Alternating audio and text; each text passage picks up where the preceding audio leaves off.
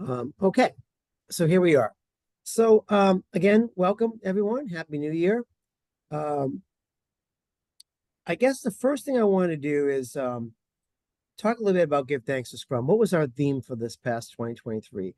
It was empiricism in the modern world. Okay, and the idea about that theme in talking to Jeff Sutherland, who obviously is the co-creator of Scrum, David West, who is representing Ken Schwaber at Scrum.org as the CEO of Scrum.org, was we need to get back to some basics with Scrum. Jeff has been saying for several years now that, he's hearing more and more, he's going into companies that Scrum is a taboo word because it's been implemented so poorly. And he told us a few years ago, if we don't shape up, we're all going to be looking for jobs in 5 years. I never forget that he said that during a Give Thanks for Scrum talk. But he was right that, Scrum is not producing the results and meeting the expectations that a lot of executives who spend a lot of money trying to transform their organizations are expecting.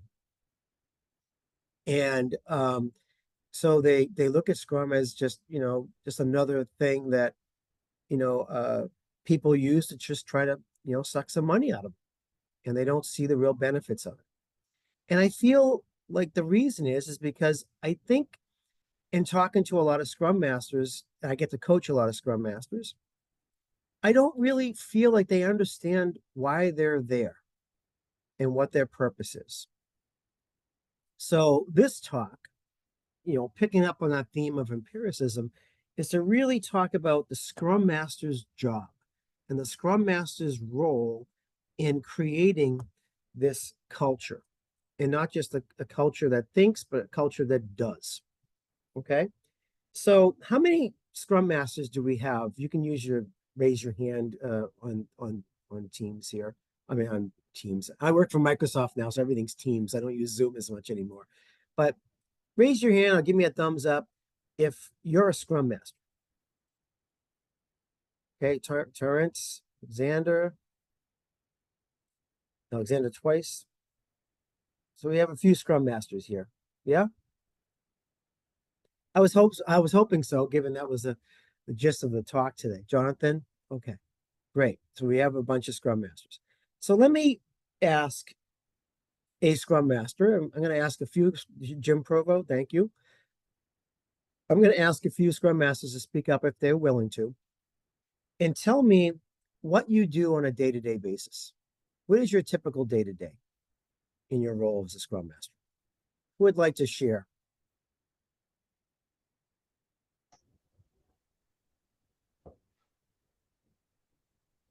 Someone, please. It's always that awkward silence there. Yeah, I'll throw it out. Terrence, go ahead. So mornings usually is sort of catching up on how the stories that are in the current sprint are doing.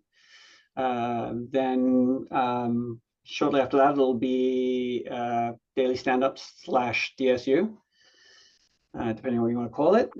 Connecting with the team, understand from their perspective what they're working on, what the plan is for the day, any impediments they might be having.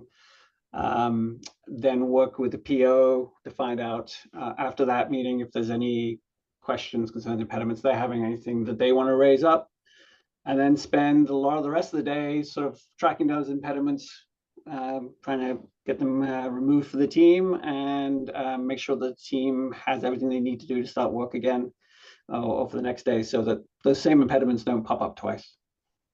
Okay. All right. That's a typical day-to-day of a Scrum Master. Thank you. Terrence, am I saying that name right? Yeah, 100%. Thank you. Thank you for sharing. Thank you for sharing that. Does someone else, another Scrum Master on the call, want to share their day-to-day?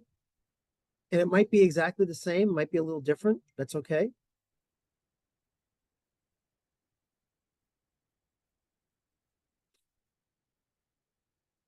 Oh, sorry. Okay, Smita. Yeah, welcome. Share it. Hi. So it's very similar to Terence, but also one other thing that I like to do is more of team coordination and help team gel with each other. Make sure the team is more T-shaped. They understand the application end to end, and there's more transparency in the team that everyone's aware of what's going on within the team or the challenges the team's facing. Keep that all in a team's conversation so everyone's aware of what's going on and what were the potential resolutions that were discussed. And every other Friday, we do like a fun Friday to bring the team together, help them get to know each other, work together. And and we've also made sure that team feels like, more involved, and the team members are taking the responsibility as epic champions. So they understand the application end to end, and they feel like, they can take the ownership of the work that they're doing. Great. Okay. Thank you. Thank you very, very much. So a lot of bonding, team bonding there. Does anyone, another Scrum Master, one more. I can talk. Please do. So this kind of depends on my team. I have two very, very, very different teams. My main focus is usually on making sure that my team understands kind of what I'm trying to do in terms of efficiency, communication with each other, cross-functionality, and just making sure that they kind of work together as a team first. So like my one team are very, very new to Scrum, very new to Agile. So my main focus is kind of helping them see the benefits of clearing the board, helping each other clear the board, not sitting on their hands and waiting for their team member to do it. And I do that through various different ways. So we have like knowledge shares that we kind of do together that I help them with, but a lot of my day-to-day is just observing them. And then kind of maybe adding my 2 cents every so often when I notice that they're doing something that's quote unquote inefficient. That's mostly what I do. And then I'm trying to make them be as self-sufficient as possible. And that's kind of where I focus. But then also I do spend some time trying to figure out too how I can help the business, even if they're not really help or receptive to it just yet, but I'm still trying to kind of come up with plans. I have my wonderful list of things that I kind of keep track of too in terms of that. So that's where I'm at with that. Thank you very, very much, Katrina, and welcome today. All right. So thank you for 3 Scrum Masters that shared their day-to-day. And I'm just going to review. What we heard was things like story progress, executing the daily Scrum. What's the plan for the day? Tracking and trying to remove impediments, working with business and product ownership. Team coordination, team bonding, making sure the team is T-shaped. Making sure that the team is bonding and having fun Fridays, for example. Good understanding of the application, good communication, working together, knowledge sharing, self-sufficient, helping the business. All really good, important things. What didn't we hear in that, in those 3 descriptions?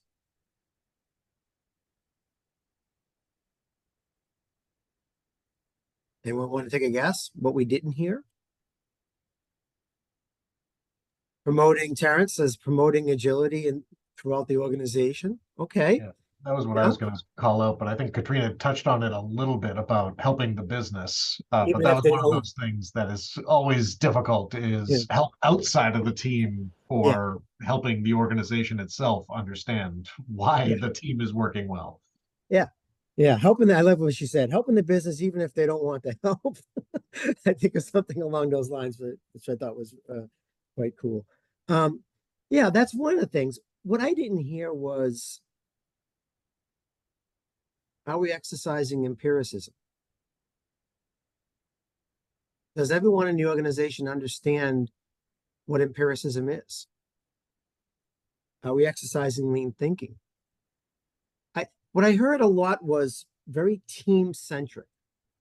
And that's what typically happens with Scrum Masters, is they get so involved with their teams working on important things like team bonding.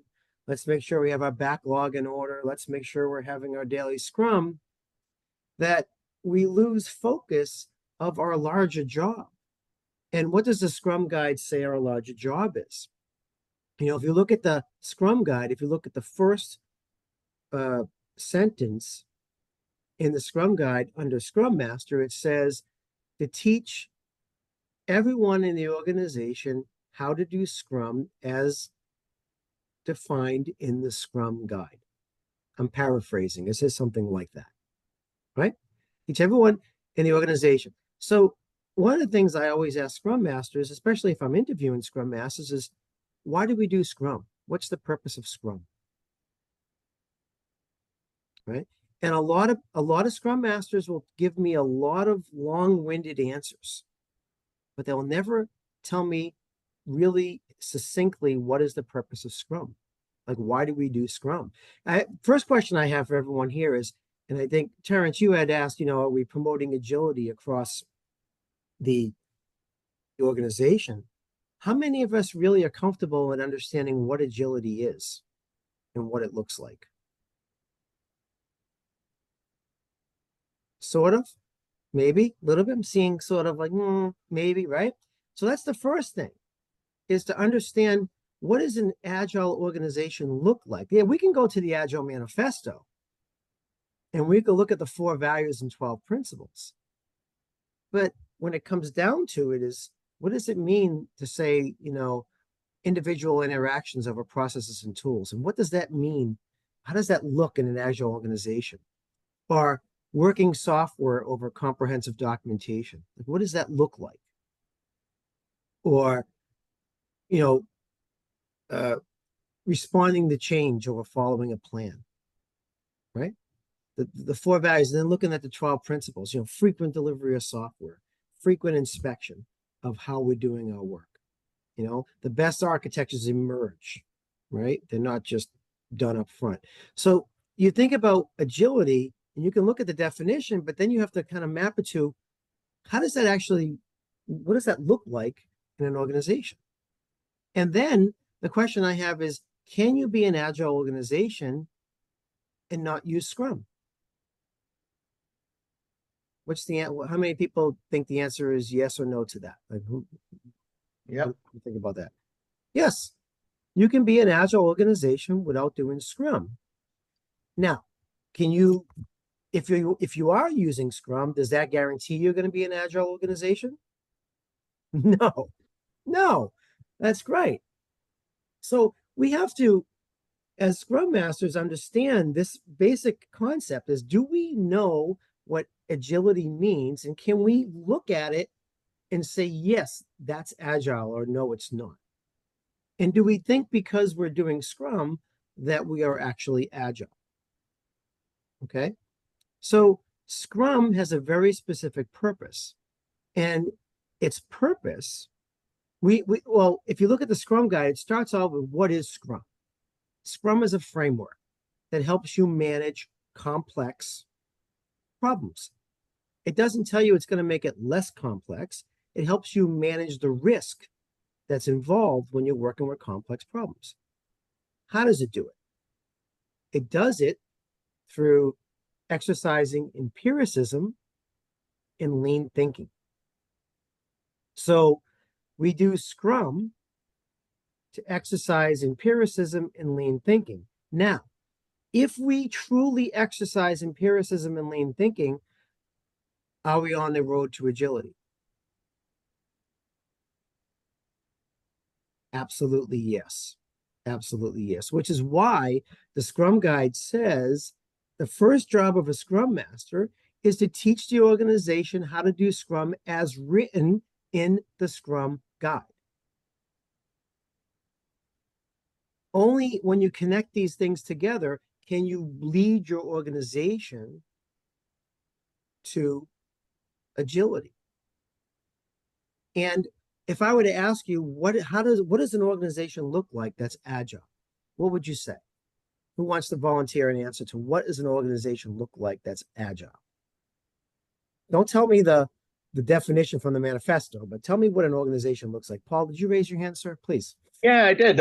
What does an agile organization look like? So it's where the there is the constant communication that use the Agile Manifesto as the guidelines for the behaviors you want to see within the company. Now, if you go through each one, you could find something.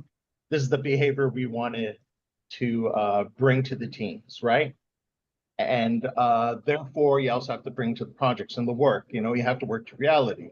If you're working on something, then all of a sudden business says, this is our top priority. Okay, are we nimble enough to be able to switch gears and get to that sooner than later, right? That's the way I look at it. Is the organization fast enough to change? So, okay, so some tangible things. I'm trying to pull out some tangible things you said outside of the manifesto. So part of if I look at an organization and say they're an agile organization, that means they can quickly very fast. They're very fast to respond to change. Yeah. Is that what you say? Okay. Yeah. Okay. So when you respond to change, now change in what way? Change where? In regards to priority, in regards to if a certain area of the company needs individuals to work on something to bring it up to speed, you should be able to get people over there and help out where possible. Deploy team members, not resources, team members to where they need to be to get things moving along. Okay. So one aspect of an agile organization is that they can take resources, right? Teams? You want to say teams? You want to say team members? I hate using the word resources. It's sorry. Okay. All right. Let's just say they can take team members. Yeah. And they can quickly redeploy them to something that's become a high priority. Mm-hmm. So they're very nimble in the way they can move things around. Yeah. Yeah. They don't have a very set infrastructure that says, no, we only do this and we only do that. We have engineers that can move around and do many different things. Yeah. Or be applied to many different applications. Okay. Yeah. Thank you, Paul. Thank you. That's probably for sure one tangible way we can say that an organization's agile. Can anyone think of another way that they can look at something? Julie, yes. You raised your hand, Julie. Yep. You're on mute. There you go. Yeah, got it now. So one thing that's not necessary but really helpful if you're aiming for empiricism is to be having well-considered metrics and using data to see if you're moving in the right direction. Okay, so we have being able to move team members around quickly, being a metric-oriented culture. Is that how you would put that? Well, yeah, I mean, as long as it's in the direction, it's for the use of empiricism. So, because you can use data in all kinds of ways that aren't in that, for that use. Okay, in the context of empiricism. Yeah. Okay. Mm-hmm. Okay. Thank you, Julie. And Terrence, you have your hand up. Yeah, I just want to make sure I was off of mute. Actually, I am. So I think of sometimes the 2 T's, so trust and transparency throughout the organization. Without those pillars, it's very hard to be fully agile. Okay. Now, when you talk about transparency, can you give us, I should say, some examples of that? Transparency. Transparency in where the organization is going from leadership down, right? Transparency from the team members doing the work to leadership on how that work is going, how they're doing, and transparency and trust that they can tell leadership that the absolute truth, right? Mm-hmm. That's the 3rd T. There you go. Honesty. Yep. Honesty. No green shifting up the chain of command, right? Right. Okay. Thank you, Terrence. Evan. Something I wanted to say was just they know how to say no to the right things. Like they don't just say yes to every project that comes their way. And what guides that, do you think? Checking out if it's worth doing. All of that process that is involved in fleshing out where the value is, how much effort it's going to take, what do we need to do to actually realize the value here, and seeing that it's not worth it and saying, we're not going to do this because it's not worth our time right now. We have more valuable things to do. Right. Or maybe we're not going to do this because it's not aligned with our North Star, what we're hoping to accomplish in the next 3 to 5 years, say. We're not going to chase short-term revenue at the expense of our long-term commitments. It's a really good one, Evan. Katrina. So in terms of like the company being more agile, I would say like communication's there, right? So everybody has an understanding of where we're going and why we're doing that, right? So the goals trickle down essentially. So right, our goals of the team match the goals of the business, and we all kind of understand where we're going with it. But then in addition to that, the ability to experiment, I think, is lost in a lot of companies. Yep. So being like, okay, this isn't working, let's try this instead and see if it works. And if it doesn't, let's figure out why it didn't work and try something else. One of the things that drives me absolutely insane is people doing things for the sake of doing things. Right? Like that drives me absolutely insane. Like if nobody knows the value behind it or the why behind it, I want to be able to look at that and go, okay, let's try something else. Mm-hmm. Also being visible with our work kind of makes it easier to pivot if necessary, right? So we want to be able to do that as a whole company and not have a whole bunch of dependencies within the company on the ability to do that. Yep, ability to pivot, which goes to the first comment about being able to move team members quickly. So pivoting to what's the most important thing. Yep. But we want to make sure that that most important thing is in line with our goal. We don't just want to do it for the sake of doing it. Yeah. These are all really good. So one of the things we have to do as Scrum Masters, we have to really understand, we have to look beyond the Agile Manifesto. And we have to say, if we're applying these 4 values and 12 principles, what does that actually look like in an Agile organization?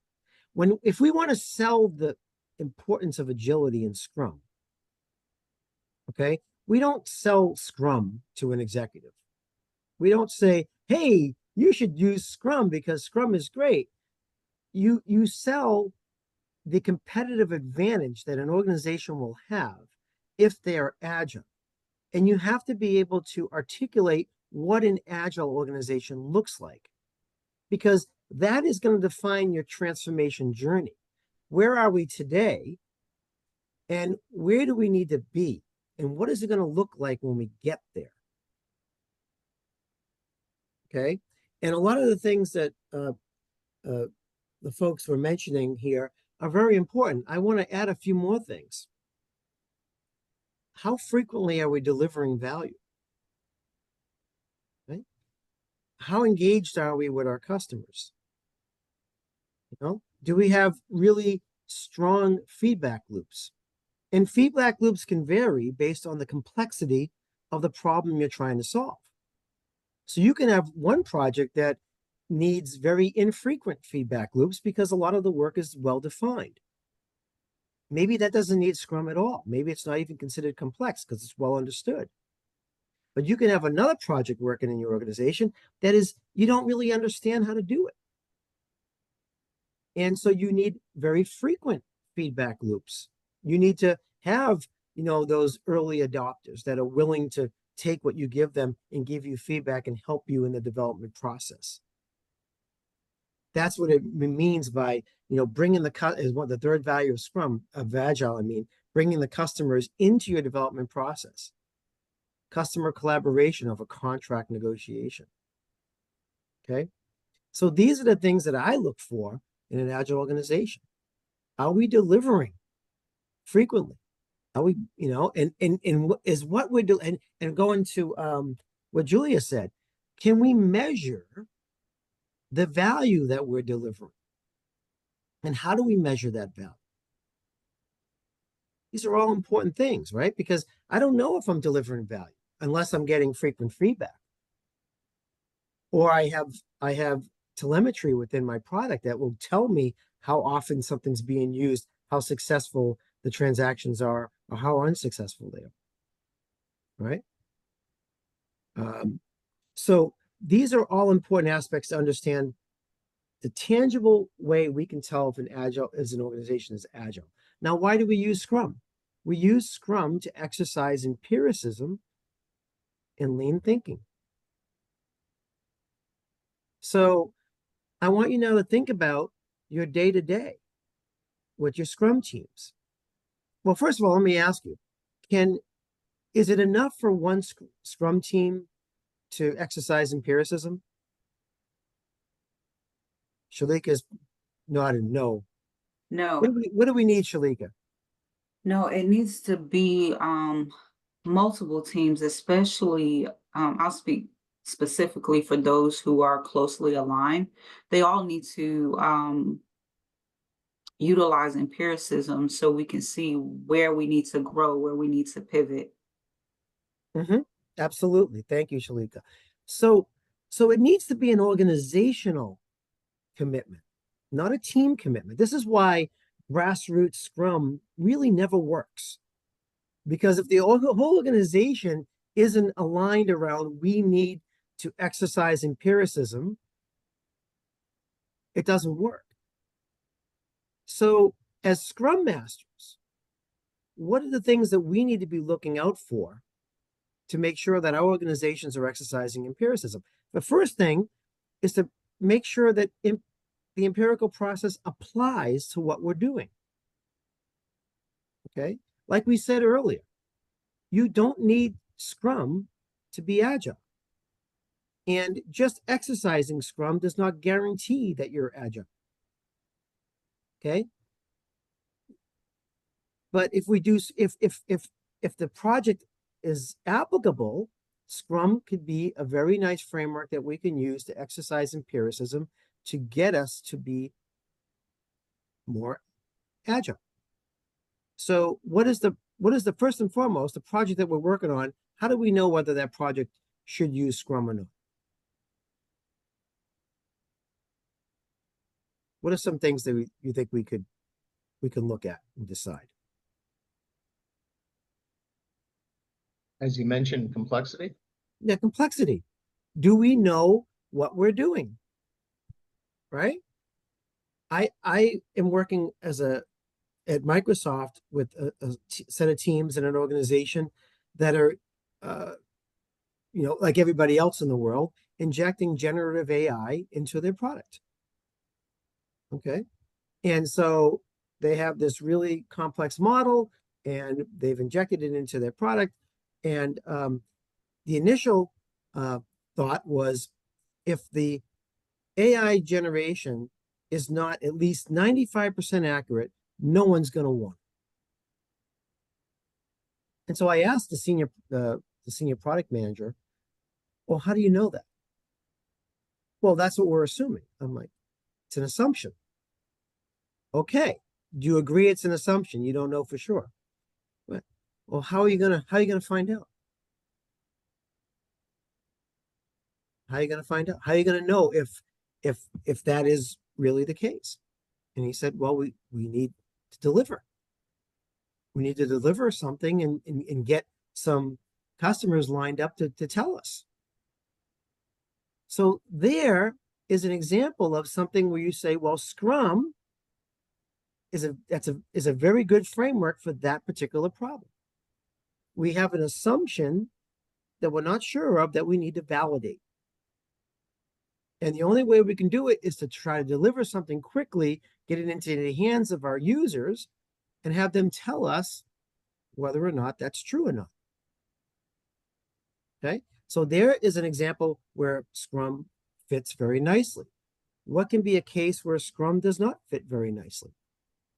Or maybe is not needed?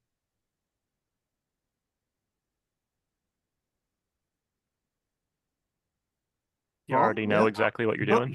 Jared. Yeah, sorry. Jared, I love your background, Jared. It makes me want to be there. Thank you.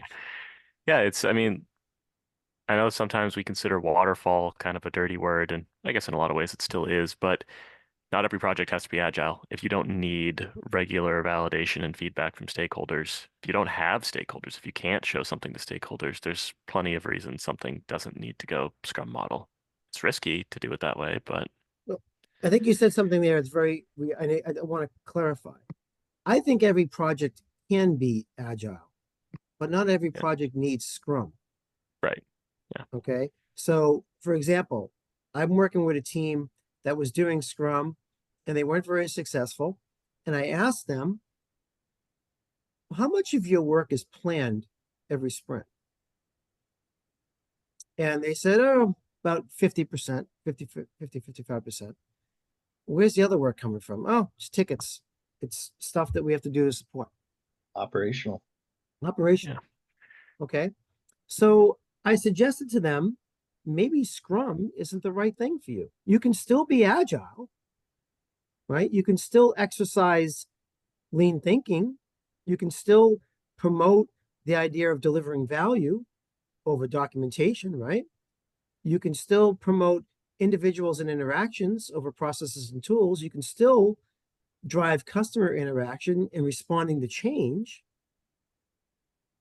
But maybe the empirical process is not what you need to do the work that you do. You can still maybe adopt something like a daily plan versus a sprint plan.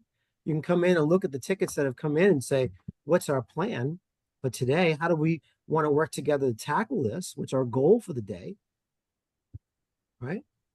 So there's lots of things that you can do to still be agile and still be productive and improve your productivity, but you don't need Scrum. So first step, Jay, yes, raise your hand.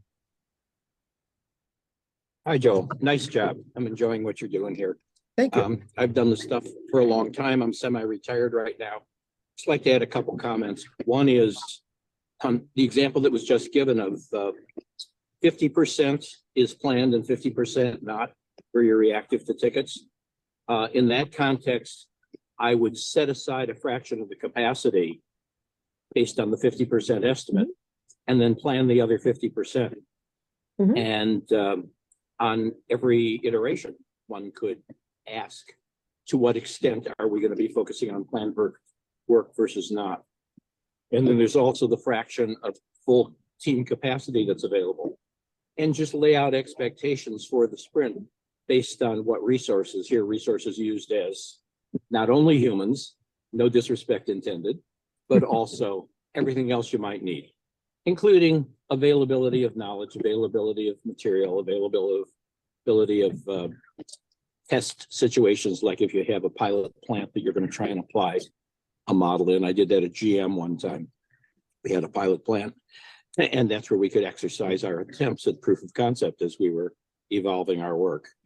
So that's one thing. The other thing I wanted to say is I've always liked a turn of a phrase that's not generally used in Scrum. I like to define Scrum as an interactive model for members of a cross-functional creative team, and between that team and those paying them for their creative work. So just focusing more on what are we here for and how do we interact? What's the value in it? And, when does Scrum not apply? Well, when you don't have teamwork, for one, and you have everybody just doing their own thing. And there are cases where that's just not an option to really engage as a team because of the setup. It's unfortunate, but if it's not happening, it's not happening. Anyway, those are my 2 cents. No, it's wonderful. Wonderful. Thank you, Jay, as you're driving. I agree what you said. I think that when we talk about that 50% that you possibly could use Scrum, I think that's a question you have to ask. Is that 50% the type of work that we need, that interaction, that we need to exercise empiricism? Because that's why we do Scrum. We do Scrum to exercise empiricism. Everything in Scrum, from the roles and responsibilities to the events, are all designed around one thing: to exercise empiricism and lean thinking. And so you have to decide, is this the application for that? Okay. So that 50% that team is working on, perhaps they're working on something that they do need that feedback loop. They don't really know how to get this done, and they do need that feedback from their customers as they go along. Okay, then Scrum's a great tool. And like Jay said, you can reserve capacity. You can say, hey, historically, we've had to spend half of our sprint working on tickets, so let's reserve that.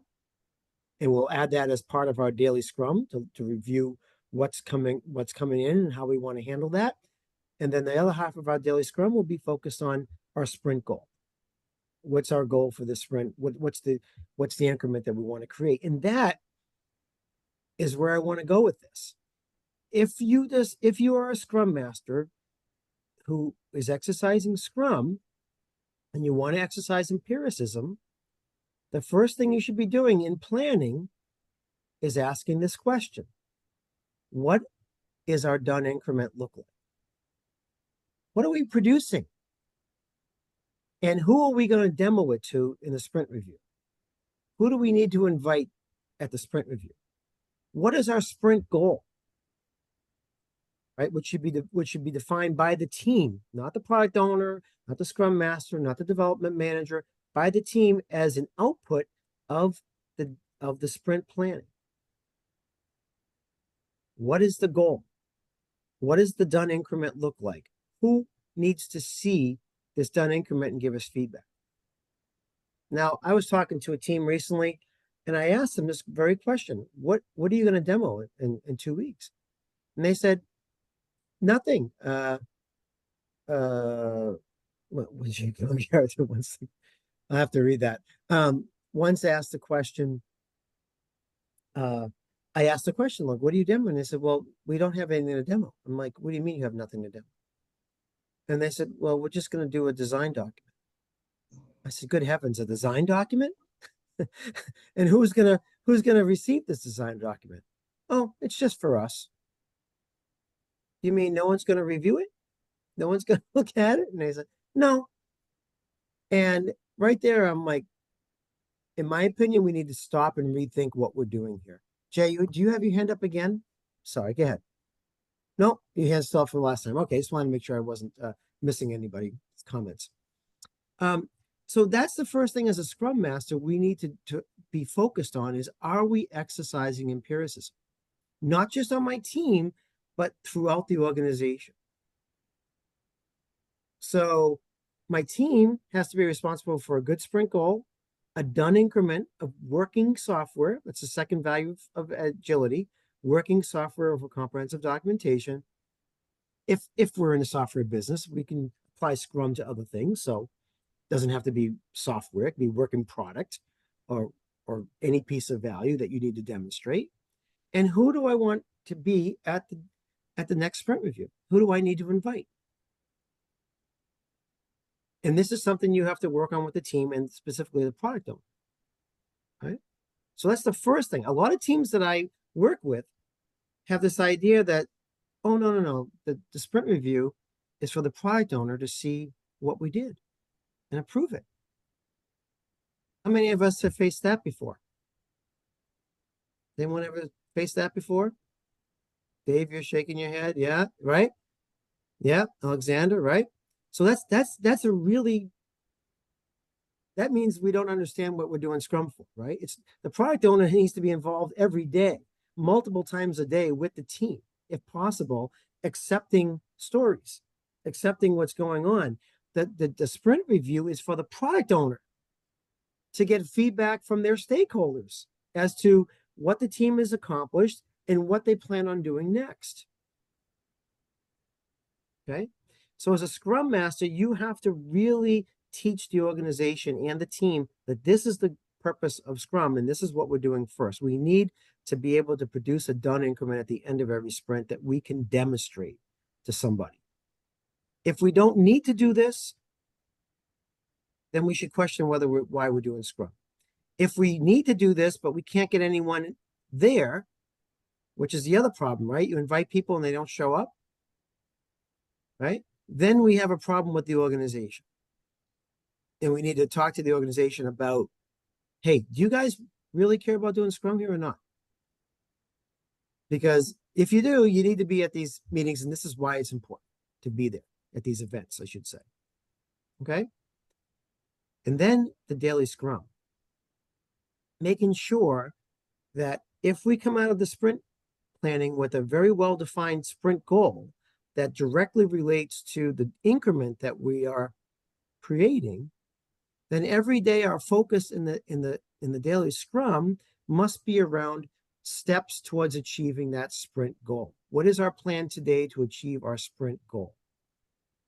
So if you don't have a well-defined sprint goal, how many of us actually have sprint goals defined by the team every sprint? Yeah, got a good number. Any of us don't? Any of us don't? Some of my teams, yes. Most of them, no. Most of them, no. Okay, right? So you can't possibly have a daily scrum. Sure you because can. the purpose of the daily scrum is to inspect progress towards achieving the sprint goal and creating a plan or adjusting your plan.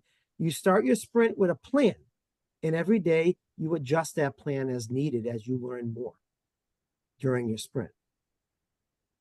Okay? If you don't have a sprint goal, your daily scrum is meaningless because you're not achieving the purpose of the daily scrum. It's not just for us to get together and talk about what we're doing. I go to daily scrums and sometimes people will say, well, this is what I did yesterday. I stopped them. I'm like, I don't care what you did yesterday. What you did yesterday is irrelevant to me. What matters is where are we right now? 9:15 a.m. Eastern time this morning. Where are we right now? And where do we need to be by tomorrow at this time to take that step towards achieving the sprint goal? Oh, few hands up. Katrina, please, and then Jared. Oh, I was just gonna comment on that. Like, I think I have teams that definitely shouldn't be Scrum, and I know that. They know that. One of them has switched to Kanban because it makes more sense to them, and the other one, I'm utilizing Scrum more for them at this point to kind of keep organization, Scrum. But I think having a good discussion in the morning and viewing the daily scrum more as like a strategy meeting, less as a like status meeting, because I still hear people saying all the time what I did yesterday, what I'm doing today, and any impediments. And I think that was removed from the Scrum Guide in like 2012. Most people 2020. still 2020. okay. But I have honestly, Katrina, I haven't been following that in right, because almost 10 years. I really could have sworn it was 2012, but that got removed. No, That it's specific. Okay. Either way, it's been gone for a while and I still hear people saying it all the time, but I always like kind of think of it more as like a strategy discussion. So like again, how are we going to meet our sprint goal in this particular thing? Mhm. And it gets rid of the rigidity of it too, I think. But that's the way that I like to think of it more. Yeah. Yeah. No, I agree 100%. It's not a status meeting.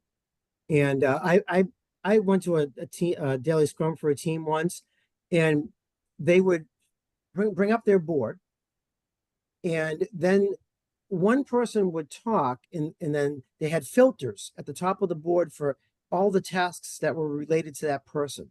So they would click that filter and that person's task would come up. You would immediately lose the whole view of what the team committed to get done or what they thought they needed to get done to achieve the sprint goal. And you immediately removed all that and you were talking about the individual tasks that this developer or engineer had. And at the end, that engineer would then nominate the next person to talk. And whoever they nominated, then the Scrum Master would click on their filter and we'd go through it. And at the end, I would ask the team, does everyone understand what the plan is today? And they look at me like I had 5 heads. Plan for what? They would say. Okay. That's an indicator that you're not running a real daily scrum that's achieving the purpose of the daily scrum. Okay. You're running a status meeting. There's no real continuity about what, as a team, have we committed to get done this sprint, and where are we in that commitment, and are we on track? What do we need to change? Jared, then I think Paul had his hand up, and then Jay has his hand up. So Jared, go ahead. Yeah, so agreed with everything you just said. I just wanted to ask a clarifying question. You know, your assertion that without a sprint goal, you really don't have a daily scrum. Fully agree. The 2020 Scrum Guide introduced the concept of the product goal, through which if you don't have a product goal, you don't really have sprint goals. Would you then just want to kind of get some validation here. Would you argue that if you don't have a coherent product goal, you also just can't really operate like this? I 100% agree. I mean, that's why they added that to the Scrum Guide. That we were talking earlier about what's our long-term vision. You know, that product goal is sort of your longer term. What are we doing? Why are we here? What are we trying to accomplish? And that's sort of your true north, your guiding star. And as you're making decisions from sprint to sprint, right? That should be where you're heading. Just like every day, you're making decisions that will help you achieve your sprint goal. Every sprint, you should make decisions that help you achieve your product goal. You don't want to veer off and do something totally different. So it helps you to not rat hole into maybe a technical area that you really don't need to worry about. Right? So so Jerry, that's a great point. I'm happy you brought that up. Let me see. I think Paul, you had your hand up. Do you still have your hand up? No, I took it down. You took it down. Okay. Jay and then Robert. Just had one thought about having a sprint goal. A sprint goal can be, if you have a development and operational responsibility for the team, can be this sprint, we're going to devote all of our energy to trying to catch up on the backlog of tickets and not trying to accomplish something more broadly than that. So you're not working on a product goal. You're simply, I guess the product goal can have a reliable functional product for your customers, but just have that kind of flexibility that you just in context take what you need to do this sprint. And I encourage 1 week sprints if they have the courage, otherwise the 2 weeks. Just the rate of cycling is the rate of improvement and the rate of ROI. Well, the So length of your sprint, the every- length of your sprint is directly related to how often you need to have that feedback loop. It's directly related to how complex and unknown it is that you're working on. So, you know, if you're working on tickets, yeah, maybe a week, 2 week sprint makes sense. But if you're working on something where you can get away with a longer period of time because you don't need as much inspection or feedback, then you can go with a 1 month sprint. So it depends on the complexity level of that. But Jay, please continue. Yeah, well, I've never felt comfortable with the original 30-day or 1 month sprint because I find if I have people sufficiently engaged, there is an opportunity for rapid improvement and rapid return on investment. So I look at what is deliverable through the filter of ROI. And the ROI can be learning, saying, you know, this is an enabler for anything else we're going to do. So getting the team up to a level of knowledge where they can function in this different context, that can be the goal. Yep. So it's just very contextual. And agility, and I like Mike Cohn's mountain goat software model, the image of a mountain goat. Watch a mountain goat climbing on a mountain sometime and just watch what agility means in terms of that. It's the ability to be highly responsive to what's changing in the moment. Yep. And do that in the context of the long-term goal. Like you got to get over the mountain, got to go find food, got to go find water. It can be fun, you know, and you can make it fun for people as long as the purpose is something that everybody sees as a value, which is delivering something that will make the company successful and put food on your table as an employee of the company. Sure. And I want to piggyback Jay. on something else you mentioned, Jay, which was, you know, what if our team has multiple things that they need to get done in a sprint? What can our sprint goal be? Can you have a sprint goal with 3 different things, with something and something and something? In those cases, the purpose of the sprint goal is to create focus, one of the 5 Scrum values, right? The team focusing on getting something done, working together. So what I always tell the team is, if you did nothing else this sprint, what is the most important thing you need to get done? You got these 3 or 4 things you need to get done. They're all important, but what's the thing? I put them on the spot. I put the product owner on the spot a lot. If you did nothing else, what's the one thing you'd want to get done? And every team, if you press them hard enough, they're going to be able to answer that question. The product owner is going to be answer that question. Well, if we did nothing else, I guess it's this. Boom, that's your sprint goal. Grab that one thing that's more important than anything else and say, that's my goal. Doesn't mean I can't work on some of these other things that we need to get done also. But if we get nothing else done this sprint, that's the goal. And it's going to guide your discussions in your daily scrum. Because if you're getting down to the last 3 or 4 days of the sprint, and that one thing isn't done, you might decide, you know what, guys, we need to like stop working on this other stuff and let's just all swarm around this and get this one thing done. Right? So that's the way to deal with situations where you might have a team that's working on a couple of different things and you can't get around that. I work with teams like that. Here's another example on one of my first Scrum teams. This goes back about 20 years. There was one primary goal. It involved, it was in a banking situation where they had automation of letters that were being delivered to customers, and they were an embarrassment. The VP came in at the project launch, saying this is really an embarrassment to us, both for regulatory reasons and just for our own sense of integrity to do this better.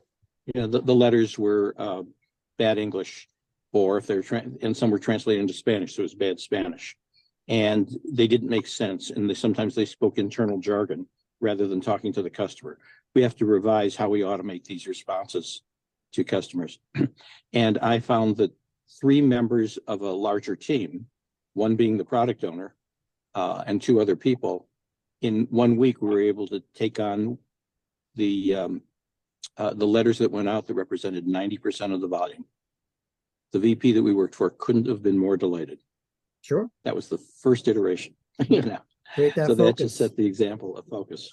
Yeah. Create that focus. Thank you, Jay. Robert, there's one other thing I'd like to say, if I might. 1 second, Jay, because we only have a few minutes left and I got 4 hands up. So if you don't mind, I want to give Robert. I've got to run too. Okay. Thank you very much. Jay, thank you. Thank you for being here. Robert, please.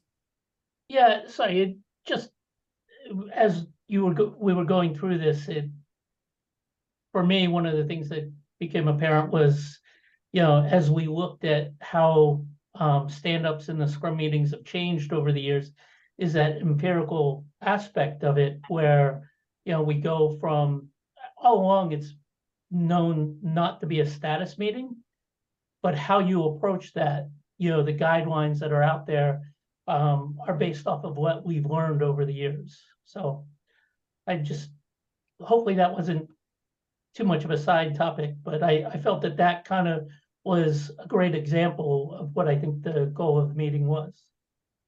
Okay. Thank you, Robert. Jared, and then Darren. Yeah, last thought on, I forget what primed this, but something you said on the topic of sprint goals. I also just wanted to call out at least something I see at my organization that I wanted to throw out to other people who might be pushing on people to, you know, set better sprint goals or set sprint goals at all. Really avoid what I've seen as a habit among POs or managers for your sprint goal to be make progress on and then some huge feature, right? They got to be measurable, achievable, failable, because otherwise you could work on something for 1 second and meet your sprint goal. There's no empiricism there, so it's just something.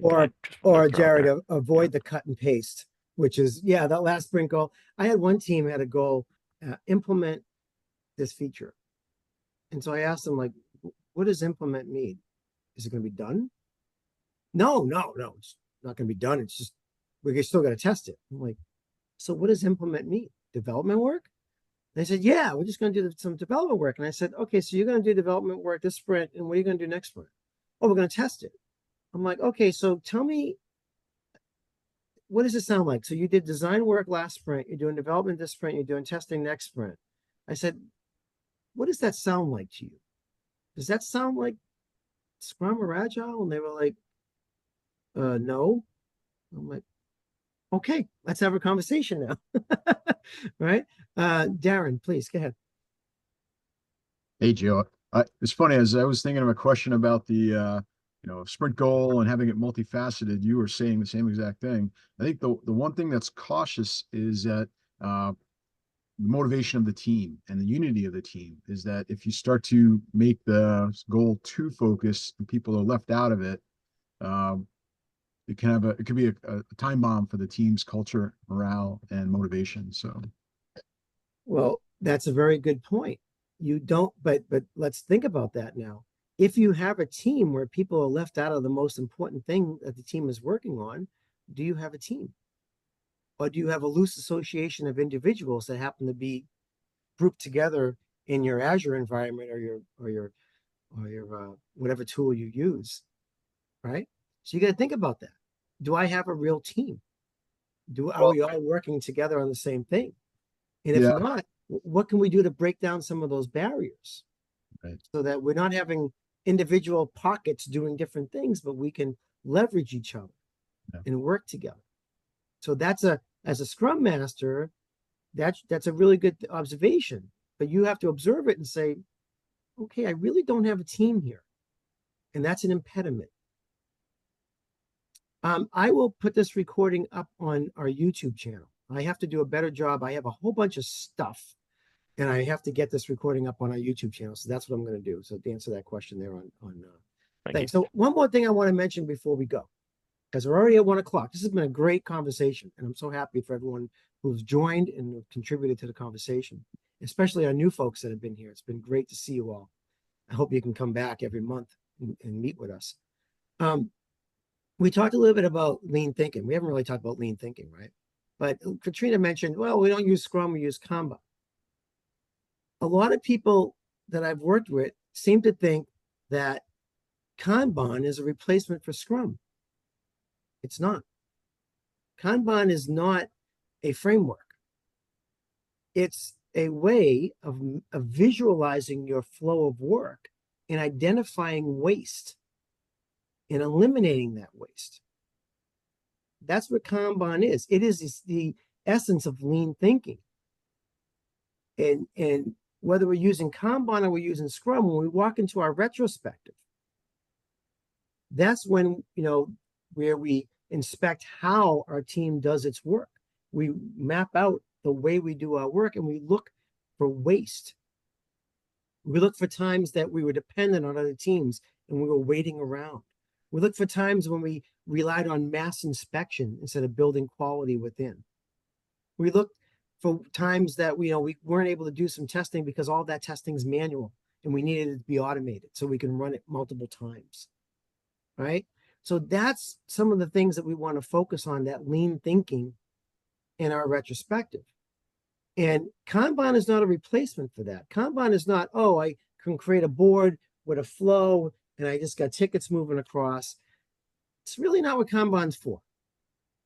Yes, that's how Kanban's been used, because that one aspect of Kanban, which is visualizing the work, visualizing the flow of work. But it's really about doing that for a purpose. And the purpose is to find waste and eliminate that waste so that the steps, the wait times, for example, between each one of those steps gets eliminated and you can move from one to the other very quickly. So Kanban can work very nicely within the Scrum framework. In fact, there's books that Scrum Org has and classes that Scrum Org has that talk about Kanban within the Scrum framework. So if you're interested in that, I'd highly recommend it. We're at time right now, so I want to thank everyone for being here. Look for our website for upcoming events. We'll be meeting the fourth Wednesday of every month here virtually over Zoom. And you'll be seeing emails about that. And then also, I think starting in April, we're going to, if the weather gets nicer, we're going to start meeting again in person on the second Wednesday of every month at scrum.org in Burlington. Okay? But until the next time, have a great rest of the day, guys. And thank you for being here. Thank you. Thank you, Joe. Thanks. Thank Joe. you. Bye-bye. Thank you. Thank you. Bye, guys. Hey, Joe, do you mind throwing your email in here? Just a couple of follow-up questions.